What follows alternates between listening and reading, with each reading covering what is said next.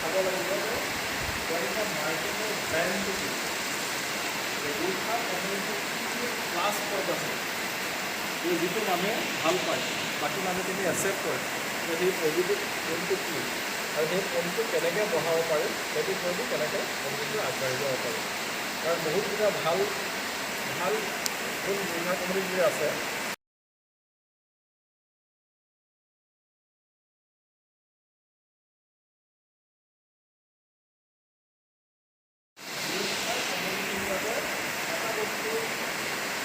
চাব লাগিব যে তেওঁলোকৰ মাৰ্কেটৰ ব্ৰেণ্ডটো কি গুৰ্খা কমিউনিটিৰ কি প্লাছ পইণ্ট আছে এই যিটো মানুহে ভাল পায় বাকী মানুহখিনি একচেপ্ট কৰে যে সেই পজিটিভ পইণ্টটো কি আৰু সেই পইণ্টটো কেনেকৈ বঢ়াব পাৰি সেইটো পইণ্টটো কেনেকৈ কমিউনিটিটো আগবাঢ়ি যাব পাৰি কিয় আহিছিল সেই বিষয়ে কৈ আজি আমাৰ গোৰ্খা ছাত্ৰ সন্থাৰ অনুৰোধক্ৰমে আমি 4 নং ৰংমঙলৈ আহিছিলোঁ আমাৰ গোৰ্খা মানুহখিনিৰ লগত মত বিনিময় কৰিবৰ কাৰণে যে এই অঞ্চলটোৰ সুবিধা অসুবিধা কোনখিনি আছে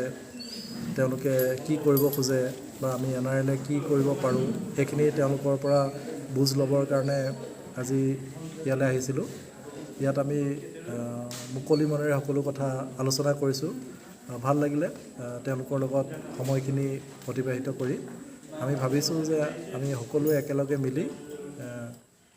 এই অঞ্চলটোৰ উন্নতি সাধন কৰিব পাৰিম আৰু আগন্তুক দিনবোৰত আমি এটা ৰোড মেপ প্ৰস্তুত কৰি